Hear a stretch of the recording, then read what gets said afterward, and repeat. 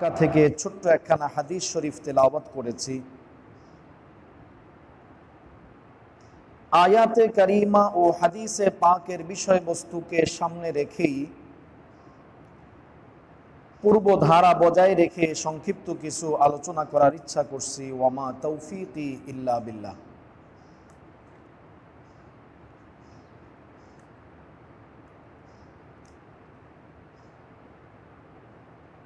আলোচনা চলছিল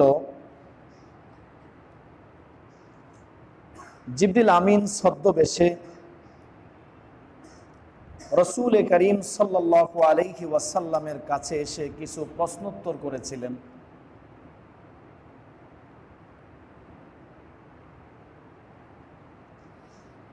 তো নামাজের কথা, বিভিন্ন ইবাদতের কথা, ইখলাসের কথা নবীজিকে প্রশ্ন করে তার উত্তরগুলো তিনি নিয়েছেন। সর্বশেষে এসে নবীজিকে জিজ্ঞেস করলেন, ফাখবিরনি আনিস সাআহ, আমাকে কিয়ামত সম্পর্কে কিছু বলুন। উদ্দেশ্য ছিল কিয়ামত কবে সংঘটিত হবে, এর কোনো দিন, তারিখ বা ক্ষণ আপনার জানা আছে কিনা সে প্রসঙ্গে আমাকে বলুন। জিবরিল আমিনের প্রশ্নের উত্তরে নবীজি বললেন, মাল মাসউলু আনহা বিআলামা মিনাস সাইল, জিজ্ঞাসিত ব্যক্তি প্রশ্নকারীর চাইতে এই বিষয়ে ভালো জানে না। নবীজি বুঝালেন, আপনার কাছে যেমন কিয়ামতের দিন তারিখ সম্পর্কে কোনো ইলম নেই, আপনি যেভাবে কিয়ামত সংঘটিত হওয়ার দিন তারিখ সম্পর্কে জানেন না, ঠিক তদ্রূপ আমিও আপনার পক্ষ থেকে জিজ্ঞাসিত ব্যক্তি, আমিও এই বিষয় সম্পর্কে জানি না। এই বিষয়ের একেবারে পরিপূর্ণ জ্ঞান, দিন ক্ষণ তারিখগুলো একমাত্র আল্লাহই বলতে পারেন।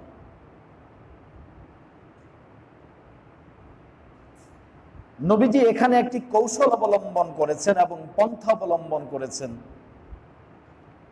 স্বাভাবিকভাবে এমনও বলা যেত, এ বিষয়ে আমি আপনার চাইতে বেশি অবগত নই, মানে আপনি যেমন জানেন না আমিও তেমনই জানি না।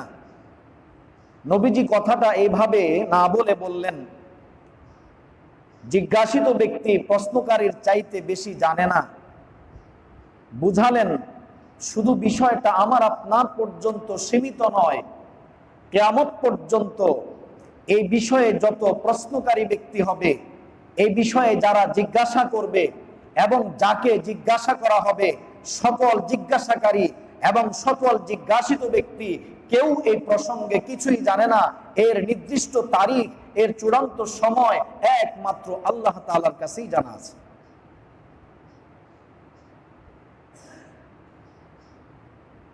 তখন তিনি বললেন, তাহলে আমাকে তার কিছু আলামত সম্পর্কে বলুন।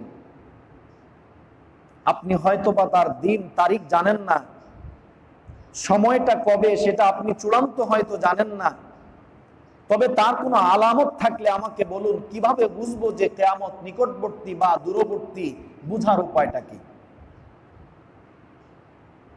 নবীজি বললেন, হ্যাঁ, কিয়ামতের সুনির্দিষ্ট তারিখ আমার জানা না থাকলেও, দিন ক্ষণ আমি চূড়ান্ত করে বলতে না পারলেও, এর কিছু আলামত রয়েছে, এর কিছু লক্ষণ আছে, এগুলো আমি আপনাকে বলতে পারবো। সেই আলামত সম্পর্কে আপনাকে বলতে পারি। নবীজি কিছু আলামত এখানে বলার কথা বলছেন। قال رسول الله صلى الله عليه وسلم أن تلد الأمة ربتها وأن ترى الحفاة العراة العالة رعاء الشاة يتطاولون في البنيان। নবীজি বললেন, আন তালিদাল আমাতু রাব্বাতাহা, কিয়ামতের লক্ষণ সমূহের অন্যতম একটি লক্ষণ, বাদী তার মুনিবকে জন্ম দিবে। কোন বাদী তার মালিককে জন্ম দিবে, বাদী মালিককে কিভাবে জন্ম দেয়, বাদীর ঘরে মালিকের জন্ম কিভাবে হয়, বাহ্যিকভাবে বিষয়টা ব্যতিক্রম মনে হয়, বুঝে আসে না।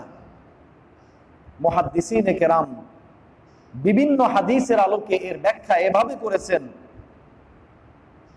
আসলে কিয়ামতের পূর্ব লক্ষণ হলো পৃথিবীর অবস্থাটা সম্পূর্ণ উল্টে যাবে।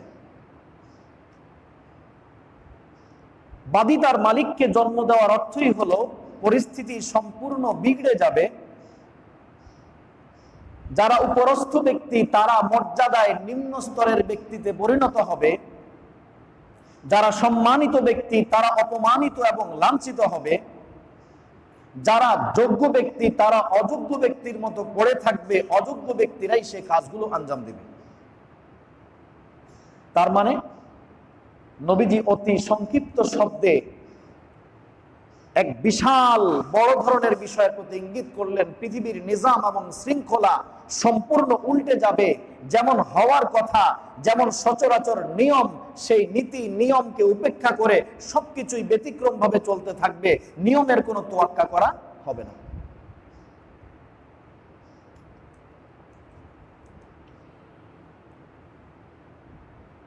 অন্য হাদিসে রাসূল করিম সাল্লাল্লাহু আলাইহি ওয়াসাল্লাম বলেছেন, নবীজি একদিন সাহাবায়ে কেরামের মজলিসে আলোচনা করতেছিলেন। এক ব্যক্তি এসে জিজ্ঞাসা করলো, মাতা তাকুমুস সাআ, ইয়া রাসূলুল্লাহ, কিয়ামত কবে সংঘটিত হবে? নবীজি আপন কথায় মগ্ন ছিলেন, তিনি কিছু বলেননি, কথা চালিয়ে যাচ্ছিলেন। উপস্থিত সাহাবায়ে কেরাম অনেকে বলতেছিলেন হয়তোবা নবীজি শুনেননি বা খেয়াল করেননি ইত্যাদি। নবীজি তার আলোচনা শেষ করে জিজ্ঞাসা করলেন, কিয়ামত সম্পর্কে জিজ্ঞাসাকারী ব্যক্তিটি কই? কে আমাকে প্রশ্ন করেছে, লোকটা কই? তার উত্তর এখন নবীজি দিতে যাচ্ছেন। قال رسول الله صلى الله عليه وسلم إذا ضيعت الأمانة فانتظر الساعة। নবীজি বললেন, যখন আমানতকে নষ্ট করা হবে, আমানতের খেয়ানত করা হবে, তখন তুমি ফান্তাজিরিস সাআ, কিয়ামতের অপেক্ষা করতে থাকো। মনে রাখবে, আমানত যখন ব্যাপকভাবে খেয়ানত করা হবে, বুঝবে আর কিয়ামত বেশি দিন বাকি নাই, অচিরেই কিয়ামত সংঘটিত হবে, দুনিয়াটা ধ্বংস হয়ে যাবে। বুঝবে না কিয়ামত নিকটবর্তী হয়ে গেছে। লোকটা প্রশ্ন করলেন, ইয়া রাসূলুল্লাহ কাইফা ইদাআতুহা, ইয়া রাসূলুল্লাহ, আমানত বিনষ্ট হচ্ছে বলে বুঝবো কিভাবে? আমানত নষ্ট করা হচ্ছে, আমানতের খেয়ানত করা হচ্ছে, আমানত নষ্ট কেউ করে বা করতেছে, বুঝবো কিভাবে? লক্ষণটা কি? এর বুঝার উপায়টা কি? নবীজি বিষয়টা খোলাসা করে দিলেন, ইদা উসিদাল আমরু ইলা গায়রি আহলিহি ফান্তাজিরিস সাআ। নবীজি বলেন, দেখবে যখন অযোগ্য ব্যক্তির কাছে তার দায়িত্বটা দেওয়া হবে, কোন দায়িত্ব যখন তার উপযুক্ত ব্যক্তিকে না দিয়ে অযোগ্য ব্যক্তির কাছে দেওয়া হবে, অনুপযুক্ত ব্যক্তির হাতে যখন দায়িত্ব সুপর্দ হবে, যখন দেখবে এভাবে ছোট থেকে বড় দায়িত্বগুলো পর্যায়ক্রমে প্রতিটা দায়িত্বের ক্ষেত্রেই যখন এমন চরম অবহেলা পরিলক্ষিত হবে, যোগ্য ব্যক্তি অবহেলিত আর অযোগ্য ব্যক্তি দায়িত্ব প্রাপ্ত, নবীজি বলেন যখন এইভাবে শুরু হয়ে যাবে দুনিয়ার নিজাম আর শৃঙ্খলার মধ্যে, তখন ধরে নাও কিয়ামত বেশি দূরে নয়, অতি নিকটবর্তী সময়ের মধ্যে কিয়ামত সংঘটিত হবে। এভাবে তুমি ধরে নিবে যে কিয়ামত বেশি দূরে না, কিয়ামত তাড়াতাড়ি সংঘটিত হয়ে যাবে। আমানত বলতে কি বোঝায়? বুঝার প্রশ্ন হলো, বুঝার বিষয় হলো আমানত কাকে বলে। কোরআনুল কারীমের সূরাতুল আহজাবের শেষ দিকে আল্লাহ তাআলা আমানতের কথা বলেছেন। ইন্না আরাদনাল আমানাতা আলাস সামাওয়াতি ওয়াল আরদি ওয়াল জিবাল। আল্লাহ বলেন, আমি আমানতকে পেশ করেছি আলাস সামাওয়াত, আসমানের কাছে, আসমানের কাছে আমি আমানত পেশ করেছিলাম। ওয়াল আরদি ওয়াল জিবাল, জমিনের কাছেও আমি আমানত পেশ করেছিলাম, পাহাড় পর্বতের কাছেও আমি সে আমানতকে পেশ করেছিলাম, কিন্তু তারা সেটা গ্রহণ করতে সম্মত হলো না। তারা সকলেই ভয় পেল, আমানতের বোঝা তারা গ্রহণ করতে সম্মত হয়নি, তারা অস্বীকৃতি জানিয়েছে। কিন্তু ওয়াহামালাহাল ইনসান ইন্নাহু কানা যালুমান জাহুলা, এই আমানত মানুষেরা গ্রহণ করেছে, তারা কেউ এই আমানত নিতে চায়নি, সকলেই এড়িয়ে গেছে। মানুষই আমানতকে গ্রহণ করেছে। আমানতটা কি? কি আমানত আল্লাহ পেশ করলেন পাহাড়ের কাছে? কি আমানত জমিনের কাছে, আকাশের কাছে? কোন আমানত পেশ করলেন যেটাকে তারা ভয় পেয়ে গ্রহণ করলো না, এড়িয়ে গেল, আর মানব জাতি সেটাকে গ্রহণ করে নিল? সেই আমানতটা কি? মুহাদ্দিসিনে কেরাম বলেন, তাফসীরে কুরতুবীর মধ্যে আছে, আমানত মানে হলো আল্লাহর পক্ষ থেকে যত আদেশগুলো আছে, যত বিধান আছে, যত কিছু আল্লাহ পাক বান্দাকে করতে বলেছেন, এই আল্লাহ পাকের দেওয়া নির্দেশাবলী, ধর্মের যাবতীয় কর্ম, এগুলোই হলো আমানত। আল্লাহ তাআলা এই আমানতগুলো প্রথমে তাদের কাছে পেশ করেছেন, পাহাড় পর্বত জমিন এবং আকাশের কাছে পেশ করেছেন, তারা কেউ সেটা গ্রহণ করতে রাজি হয়নি। আবার কেউ বলেছেন আমানত মানে হলো আল্লাহর বিধান গ্রহণ করার যে যোগ্যতা, এটা যেই মনোবল আর হিম্মত, এটা হলো আমানত। এই আমানত আল্লাহ পাক পেশ করেছেন যে কার সাহস হয় আমার বিধানগুলো গ্রহণ করবে, এগুলো মানবে। তো কেউ সাহস করেনি, তবে মানুষেরাই কেবল সাহস করেছে। আল্লাহ পাক যে আমানত পেশ করলেন পাহাড়ের কাছে, জমিন এবং আসমানের কাছে, তারা তো জড় বস্তু। আমাদের দৃষ্টিতে, বিজ্ঞানের ভাষায়, ওদের মাঝে তো কোনো প্রাণ নেই, অনুভূতি নেই। তাহলে ওদের কাছে আমানত কিভাবে পেশ করা হলো? আর তারাও বা সেই অস্বীকৃতি, এড়িয়ে যাওয়াটা কিভাবে করলো? বিষয়টা বোধগম্য নয়। তাই মুফাসসিরিনে কেরামের এক জামাত বলেছেন, আমার আপনার দৃষ্টিতে, আমাদের চোখে যদিও আসমান জমিন এবং পাহাড় পর্বতকে জড়বস্তু বলে মনে হয়, বাহ্যিকভাবে অনুভূতিহীন বলে মনে হয়, তাদের মাঝে কোনো প্রাণ নেই বলে মনে হয়, কিন্তু আসলে বিষয়টা তা নয়। বরং এদের সকলের মাঝেই এক ধরনের অনুভূতি আছে, এদের সকলের মাঝেই এক ধরনের প্রাণ আছে, যা হয়তো বিজ্ঞানের মেশিনে ধরা পড়ে না, আমার আপনার চোখে ধরা পড়ে না, তাই আমি তাকে জড়বস্তু বলি। কিন্তু আল্লাহ পাক তাদের মধ্যে এমন এক সূক্ষ্ম প্রাণ রেখে দিয়েছেন যেটা আল্লাহ জানেন, এবং এ কারণেই কোরআনুল কারীমে বলা হয়েছে, ওয়া ইম মিন শাইইন ইল্লা ইউসাব্বিহু বিহামদিহি, ওয়া ইম মিন শাইইন ইল্লা ইউসাব্বিহু বিহামদিহি ওয়ালাকিন লা তাফকাহুনা তাসবিহাকুম। আল্লাহ রাব্বুল আলামিন বলেন, পৃথিবীতে এমন কোন বস্তু নাই যার অস্তিত্ব আছে তাকেই বস্তু বলা হয়। আল্লাহ বলেন, পৃথিবীতে এমন কোন বস্তু নাই যারা আল্লাহ পাকের গুণগানের তাসবিহ পাঠ করে না। পৃথিবীর সব বস্তু যার অস্তিত্ব আছে, তাই আমার আপনার দৃষ্টিতে সেটা জড়বস্তু হোক, চাই সেটা আমার আপনার দৃষ্টিতে জীব হোক,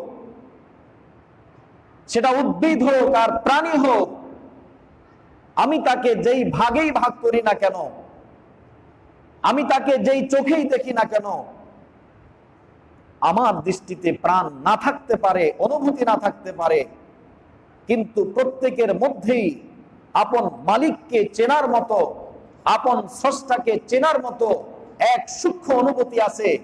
সেই সূক্ষ্ম অনুভূতি দিয়ে সে তার অন্তত তার মালিককে চিনে এবং তার মালিকের গুণগান এবং মালিকের তাসবিহ সে পাঠ করতে থাকে।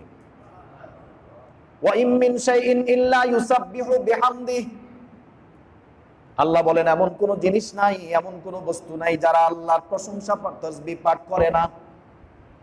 প্রশ্ন হবে তাহলে আমরা তো শুনি না, আমরা তো বুঝি না। আল্লাহ বলেন ওয়ালাকিন লা তাফকাহুনা তাসবিহাহুম, আল্লাহ বলেন তবে তোমরা তাদের সেই তাসবিহটা বুঝতে পারো না। পাহাড় কিভাবে তাসবিহ পাঠ করে তোমরা সেটা বুঝো না, গাছপালা কিভাবে তাসবিহ পাঠ করে সেটা তোমরা বুঝো না, অন্যান্য জীব জানোয়ার গুলো কিভাবে তাসবিহ পাঠ করে তোমরা বুঝো না।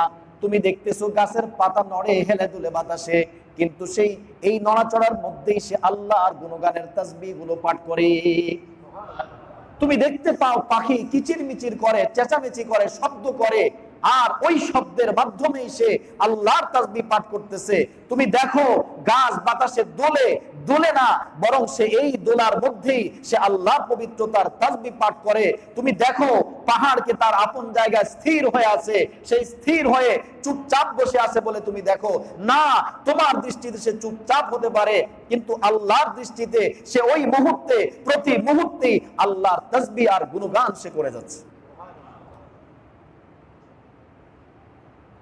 বোঝা গেল তাদের মধ্যেও এক অনুভূতি আছে। যেহেতু আমানত পেশ করেছেন আল্লাহ, মত বিনিময় করতেছেন স্বয়ং আল্লাহ, আমি আপনি তাদের প্রাণ অনুভব না করতে পারলেও অসুবিধার কিছু নাই। যার সঙ্গে আলোচনা, যার সঙ্গে মত বিনিময়, তিনি তো অনুভব করেন, তিনি তো বুঝতে পারেন। কাজেই তারা যেভাবে বুঝে আর আল্লাহ পাক যেভাবে বুঝেন সেভাবেই তাদের সঙ্গে আল্লাহ পাক মত বিনিময় করেছেন, তাদের কাছে আমানতটা পেশ করেছেন। তাফসীর ইবনে কাসীরের মধ্যে রাইসুল মুফাসসিরিন হযরত আব্দুল্লাহ ইবনে আব্বাস রাদিয়াল্লাহু তাআলা আনহুমা থেকে বর্ণিত, রাসূল করিম সাল্লাল্লাহু আলাইহি ওয়াসাল্লাম বলেছেন, সর্বপ্রথমে আল্লাহ পাক এই আমানত আকাশের কাছে পেশ করেছেন, তারপরে জমিনের কাছে পেশ করেছেন, পর্যায়ক্রমে আল্লাহ পাক পর্বতমালা পাহাড় পর্বতের কাছে এই আমানত পেশ করেছেন। আল্লাহ পাক যখন এই আমানত পেশ করেছেন, ওরা জানতে চাইল এই আমানত বহন করার লাভ এবং ক্ষতির দিকটা কি, করলে কি হবে, না করলে কি হবে। আল্লাহ পাক জানিয়ে দিলেন এই আমানত যদি গ্রহণ করো আর সঠিকভাবে তা পালন করো, তাহলে এর প্রতিদান স্বরূপ তোমাদের জন্য সম্মান, ইজ্জত এবং বিভিন্ন পুরস্কার আমার পক্ষ থেকে অসংখ্য নেয়ামতের ব্যবস্থা আছে। আর যদি না করো তাহলে শাস্তি এবং আযাবের ব্যবস্থাও রয়েছে। পুরস্কারের কথা শুনে তো মুগ্ধ হয়েছে, কিন্তু আমানত নষ্ট করলে, দায়িত্ব পালন না করলে শাস্তি আর আযাবের কথা শুনে তারা ওয়াশফাকনা মিনহা, তারা ভয় পেয়ে গেছে। তারা ভাবলো আমরা যদি কোনো কারণে আমানত নষ্ট করে ফেলি তাহলে তো শাস্তির সম্মুখীন হতে হবে, আযাবের সম্মুখীন হতে হবে। আল্লাহর শাস্তি, আল্লাহর আযাব ধারণ করার মতো ক্ষমতা আমাদের নাই। তাই তারা আল্লাহর কাছে বিনয়ের সাথে আরজ করলো, আয় আল্লাহ, যেহেতু আপনার পক্ষ থেকে আজকে আমাদের কাছে এই প্রস্তাব চূড়ান্ত নির্দেশ হিসাবে নয় বরং ঐচ্ছিক বিষয় হিসাবে পেশ করা হয়েছে, আমরা চাইলে গ্রহণ করতেও পারি, নাও করতে পারি। আপনার আদেশ যদি হয় তাহলে আমরা তো সেটা অবশ্যই মানতে বাধ্য। আমরা আপনার আদেশ কখনো অমান্য করি না, কখনোই আপনার আদেশ অমান্য করি না, করতে রাজি না। যেহেতু আপনার আদেশ নয় বরং আপনার পক্ষ থেকে ইখতিয়ার দেওয়া হয়েছে, স্বাধীনতা দেওয়া হয়েছে গ্রহণ করা না করার ব্যাপারে, তাই আমরা সিদ্ধান্ত নিলাম যে আমরা এটা গ্রহণ করতে পারবো না। এই গুরু দায়িত্ব, এই মহা দায়িত্ব আমাদের পক্ষে পালন করা সম্ভব হবে না। হযরত আব্দুল্লাহ ইবনে আব্বাস রাদিয়াল্লাহু তাআলা আনহুমা বলেন, আদম আলাইহিস সালামকে জন্মের আগে, আদম আলাইহিস সালামের তৈরির আগে, সৃষ্টির আগে আল্লাহ পাক এই প্রস্তাব আসমান জমিন এবং পর্বতমালার সামনে পেশ করেছিলেন। তারা যখন আমানতটা গ্রহণ করে নাই, আদম আলাইহিস সালামকে তৈরির পর, সৃষ্টির পর আল্লাহ তাআলা আদম আলাইহিস সালামের সামনে প্রস্তাব পেশ করেছেন। এই লম্বা সময় পার হওয়ার পরে আল্লাহ পাক যখন আদম আলাইহিস সালামকে তৈরি করলেন, ওনার সামনে এবার এই আমানতের কথা পেশ করা হলো। এবং আদম আলাইহিস সালাম এটাও জানতেন, কোনোভাবে নিশ্চয়ই ওনাকে জানিয়ে দেওয়া হয়েছে, না হলে কিভাবে জানবেন। উনি এটাও জানতেন এই আমানত আমার কাছেই পেশ করা হচ্ছে তা নয়, আমি সর্বপ্রথম ব্যক্তি তা নয়, আমার পূর্বে অন্যদের কাছেও আমানত পেশ করা হয়েছে এবং তারা যে সেটা গ্রহণ করেনি, বরং অপারগতা প্রকাশ করেছে, ভয় পেয়েছে, সেটাও আদম আলাইহিস সালামের কাছে স্পষ্ট ছিল। আদম আলাইহিস সালাম সেটাও জানতেন। সব জেনে বুঝে ওনার কাছে যখন প্রস্তাব আসলো,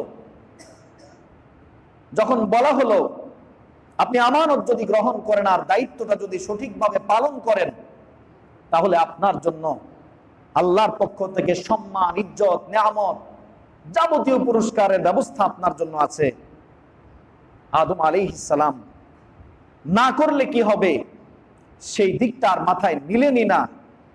আদম আলাইহিস সালাম ভাবলেন, আমানত পালন করতে পারলে তো আল্লাহর নৈকট্য লাভ করা যাবে, আমানত পালন করতে পারলে তো আল্লাহ পাকের কাছ থেকে ইজ্জত পাওয়া যাবে, আল্লাহর পক্ষ থেকে বহু নিয়ামত পাওয়া যাবে, বহু পুরস্কার পাওয়া যাবে।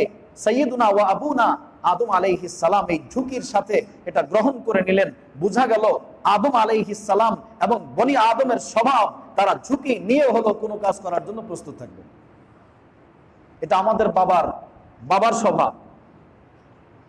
কোনো কাজ দেখে পিছিয়ে যাওয়া নয়, কোনো কঠিন কিছু দেখে পিছিয়ে যাওয়া, এটা আদম আলাইহিস সালামের স্বভাব নয়। কাজেই বনি আদমের স্বভাবও এমন হওয়াটা উচিত নয়। যদি আদম সন্তান যে হবে, বাবার আদর্শ তার বুকে থাকতে হবে। বাবা যেমন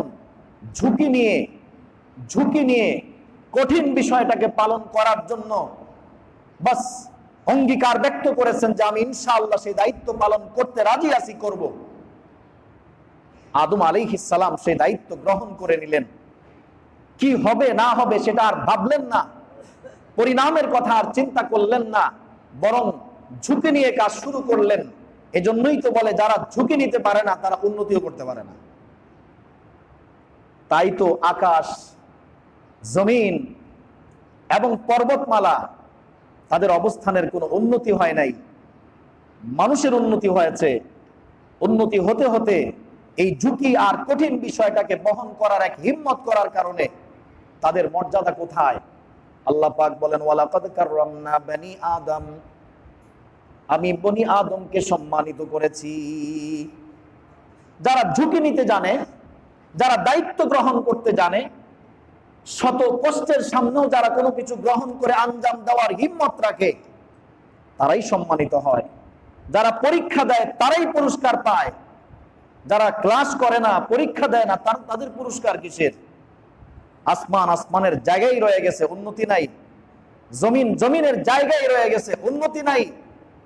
পাহাড় পর্বত আপন জায়গায় স্থির হয়ে আছে, তাদের কোনো অবস্থানগত উন্নতি নাই, যেভাবে ছিল সেভাবেই আছে। বনি আদম গ্রহণ করেছে, আদম আলাইহিস সালাম গ্রহণ করেছে, আম্বিয়া আলাইহিমুস সালাতু ওয়াস সালাম সেই পিতার তাদের উত্তরসূরি হিসাবে সেই আদর্শ ধারণ করেছে।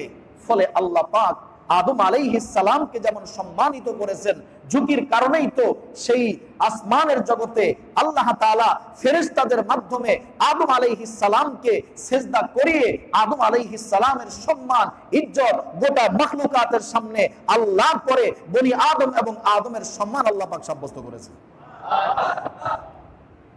এজন্য গোটা কায়নাতের মধ্যে, গোটা সৃষ্টি জগতের মধ্যে আদম এবং বনি আদমের সম্মান বেশি, মর্যাদা বেশি। মাখলুকাতের স্তরের মধ্যে এরা সবার সেরা, কারণ এরা ঝুঁকি নিয়ে দায়িত্ব পালন করতে অভ্যস্ত, এরা করে। কাজেই যারা করবে তারা সম্মানিত হবে, আর যারা করবে না তারা অধঃপতনের একেবারে চরম নিকৃষ্ট জায়গায়, একেবারে অধঃপতনের চরম গহ্বরে গিয়ে তারা নিক্ষিপ্ত হবে। তারা অধঃপতনের একেবারে চরম পর্যায়ে পৌঁছে যাবে যদি এই দায়িত্ব পালনে তারা ব্যর্থ হয়। তো সাইয়্যিদুনা ওয়া আবুনা আদম আলাইহিস সালাম সেই দায়িত্বটা গ্রহণ করেছেন, আমানতটা গ্রহণ করে নিয়েছেন। আল্লাহ পাকের যাবতীয় বিধান পালন করব, আল্লাহর হুকুম মেনে চলব। আল্লাহ রাব্বুল আলামিন শেষে মন্তব্য করেছেন, ইন্নাহু কানা যালুমান জাহুলা।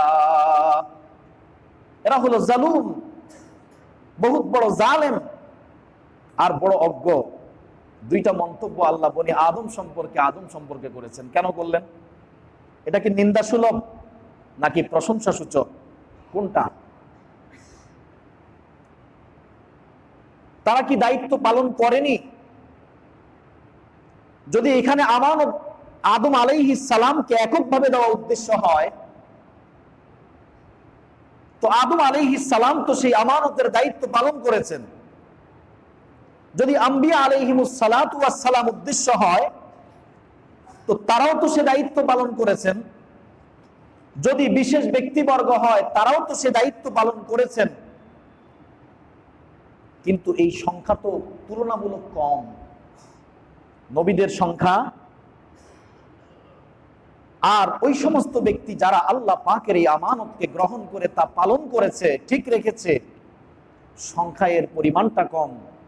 গোটা বনি আদম যদি তালাশ করা হয়, তাহলে আমানত গ্রহণকারী, আমানতকে পূরণকারীর চাইতে আমানত বিনষ্টকারীর সংখ্যা তুলনায় বেশি। তাই ওই সংখ্যাগরিষ্ঠ জনগোষ্ঠীর দিকে লক্ষ্য করে বলা হয়েছে, ইন্নাহু কানা যালুমান জাহুলা। কারণ সংখ্যাগরিষ্ঠ লোকই এটাকে নষ্ট করেছে। আবার কেউ বলেছেন এটা আল্লাহ পাক একটু আদরের স্থলে বলেছেন যে সে বড় জালেম, এত বড় বোঝাটা পরিণাম চিন্তা না করে কত বড় গুরু দায়িত্ব এটা ভাবলো না, পারবে কি পারবে না, সে এটা লক্ষ্য না করেই গ্রহণ করে ফেলেছে। এটা মহব্বতের সাথে অনেককে অনেক সময় জালেম বলে। এটা মহব্বতের সাথে, কারণ এদের মধ্যে ইশক আর মহব্বত রয়েছে। ইশক আর মহব্বত এমন এক জিনিস যা কোনোদিন পরিণাম চিন্তা করে না।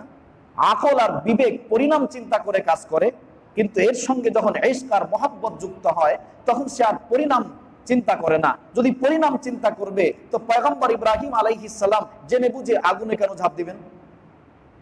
পয়গম্বর যদি শুধু আকল দিয়ে বিবেচনা করতেন, শুধু আকল দিয়ে চিন্তা করতেন, তাহলে কেন মুসা আলাইহিস সালাম এই নীল দরিয়ার মধ্যে এই মানুষগুলোকে নিয়ে কেন রাস্তা পাড়ি দেওয়া শুরু করবেন?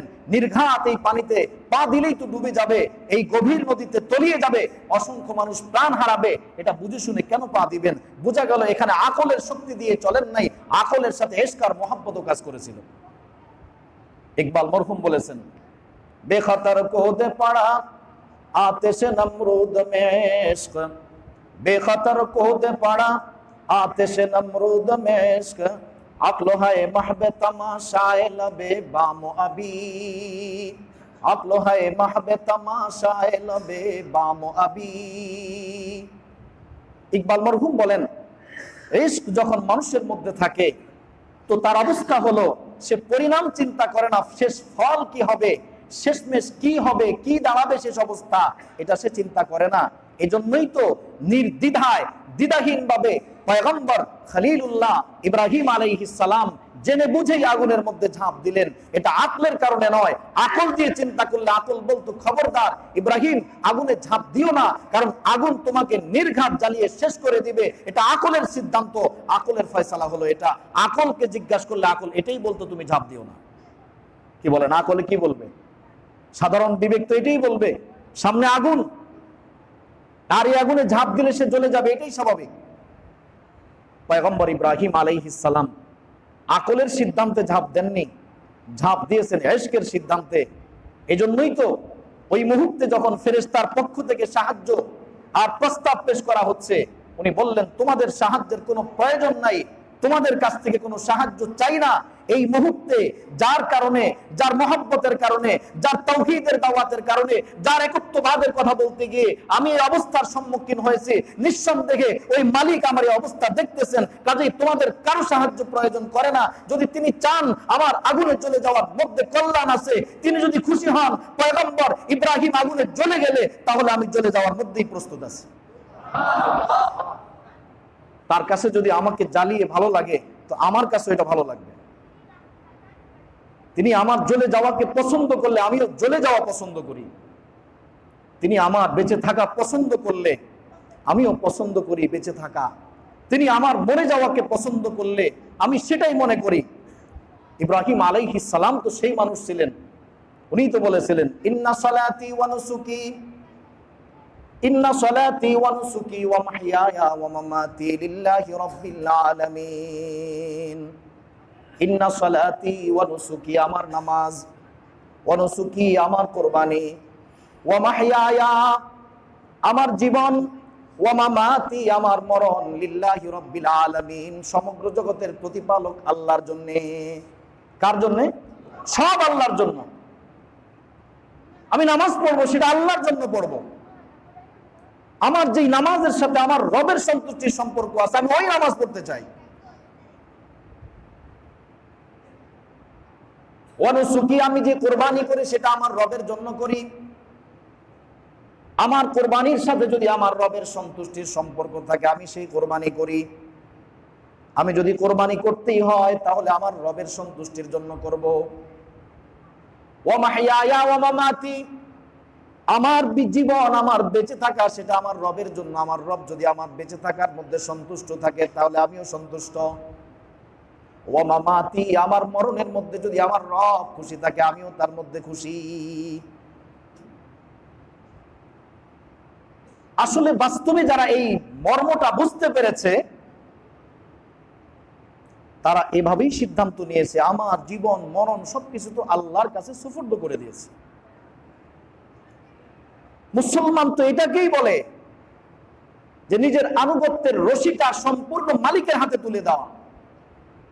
আমি তো নিজেকে মুসলমান বলি, এটা কি মুখ পর্যন্ত সীমাবদ্ধ নাকি আমার এই কথা দিলের কথা? এটা যদি আমার দিলের কথা হয় তাহলে আমার সাথে পয়গম্বর ইব্রাহিম আলাইহিস সালামের আদর্শের কোনো তফাৎ নাই। কোনো তফাৎ আছে? আমি তো মুসলমান মানে বলতেছি আমি আল্লাহর কাছে সুফর্দ করে দিয়েছি। ওই কথাই তো উনি বলেছেন আমার সব আল্লাহর হাতে। তো পয়গম্বর যখন পরিণামের কথা চিন্তা না করে আগুনে ঝাঁপ দিলে পুড়ে যাবে, বহু মানুষ পুড়ে গেছে, হাত দিলেই পুড়ে যায়, উনি সব জানেন। উনি বোকা না? বোকা নাকি? একজন বোকাকে ধরে আল্লাহ নবী বানাইছে? বোকা না, সব বুঝে। বুঝে শুনেও যখন আগুনে ঝাঁপ দিলেন কারো সাহায্যের কোনো তোয়াক্কা করেন নাই, তো এখন তো আর মালিক নিশ্চুপ বসে থাকতে পারেন না। মালিক তো এখন তার সিদ্ধান্ত দেখাতে হবে। কুলনা ইয়া নারু কুনি বারদাও ওয়া সালামান আলা ইব্রাহিম। এখন মালিকও আর নিশ্চুপ বসে থাকতে পারে না। মালিকের কোনো গোলাম যখন মালিকের সামনে এভাবে নিজেকে পেশ করে, চূড়ান্ত ভাবে নিজেকে পেশ করে যে আমার বলতে আর কোনো কিছু নাই, फना फिल्ला की ताह में बका का राज मुजमर है, जिसे मरना नहीं आता उसे जीना नहीं आता। যে মরতে জানে না সে বাঁচতেও জানে না। যে আল্লাহর জন্য নিজেকে বিলীন করতে সম্পূর্ণ প্রস্তুত থাকে তার বাঁচাটাই আসল বাঁচা। আর যে আল্লাহর জন্য নিজেকে বিলীন করতে জানে না তার বাঁচা এটা কোনো বাঁচা হতে পারে না। মানুষের বাঁচা এটা হতে পারে না। পশু তো বাঁচে, ওই জীবন আর এই জীবনে কোনো পার্থক্য নাই।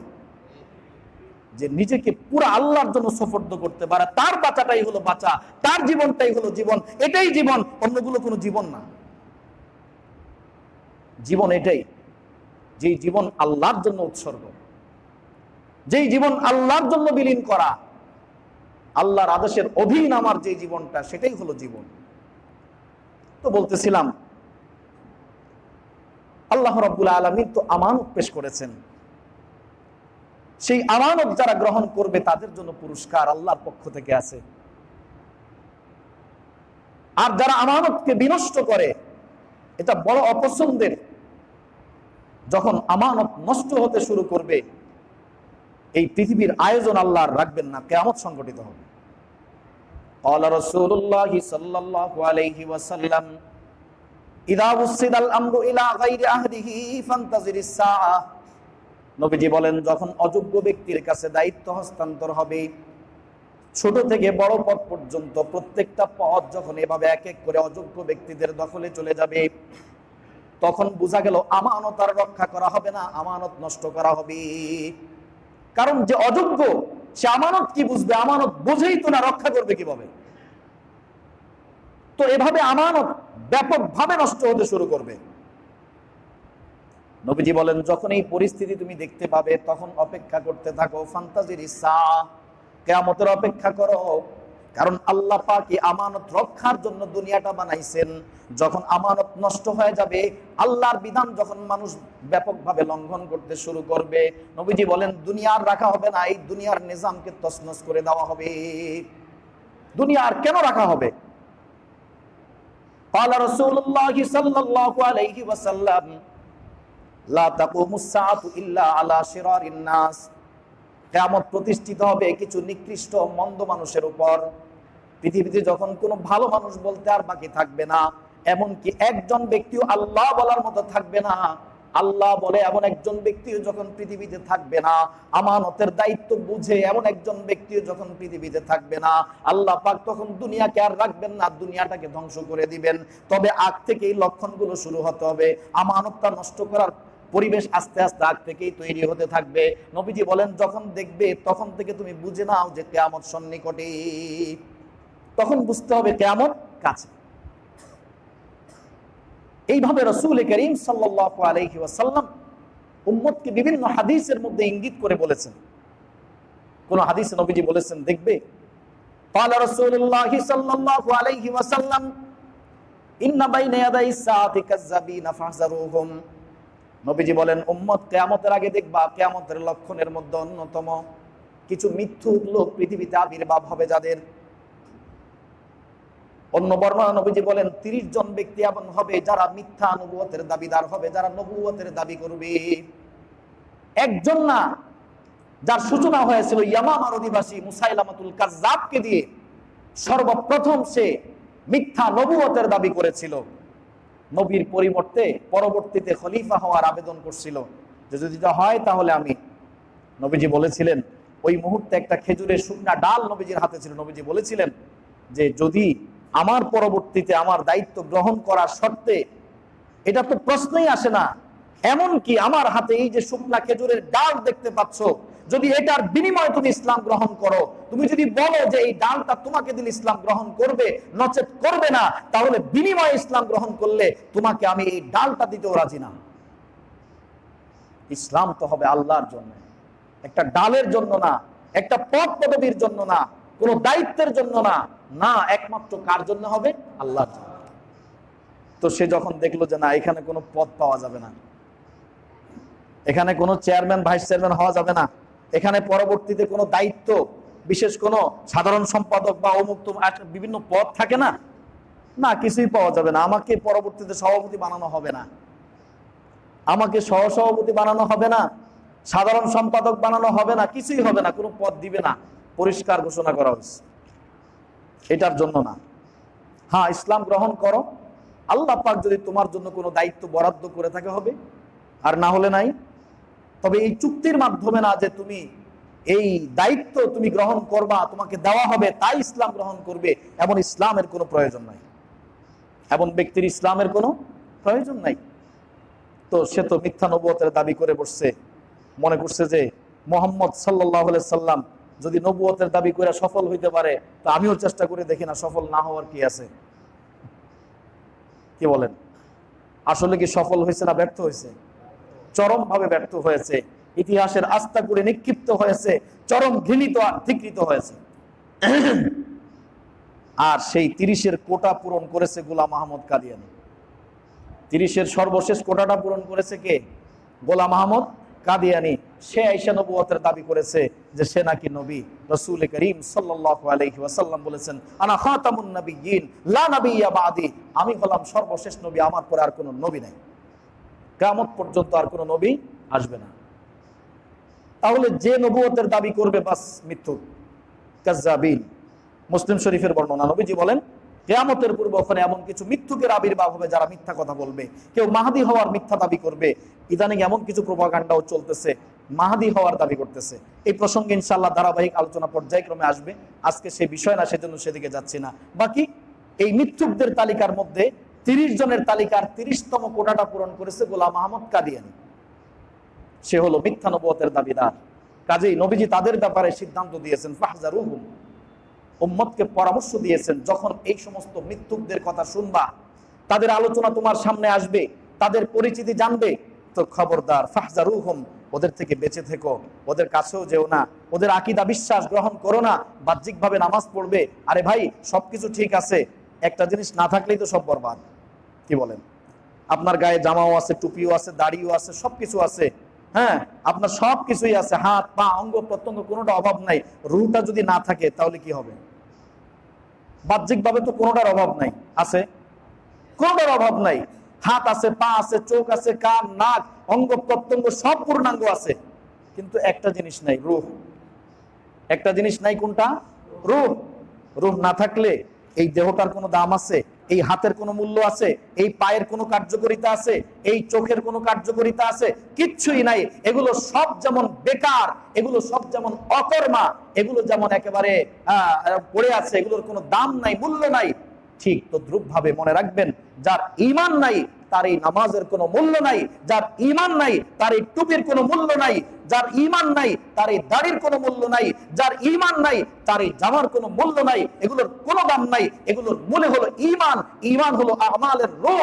যার আমলের সাথে ঈমান সম্পৃক্ত আছে, যেই আমলের সাথে ঈমান জড়িত আছে, সেটা জিন্দা, আর না হলে সেটা মুর্দা, সেটা অগ্রাহ্য, সেটা অগ্রাহ্য, এটা গ্রহণযোগ্য না।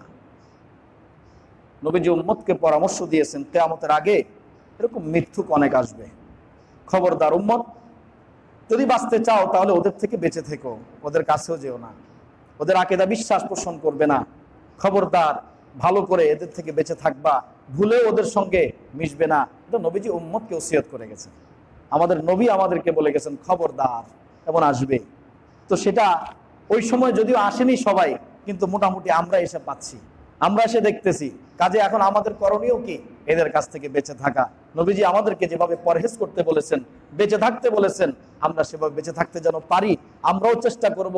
আল্লাহ পাক যেন আমাদেরকে তৌফিক দান করেন। ওয়া আখির দাওয়ানা আলহামদুলিল্লাহি রাব্বিল আলামিন।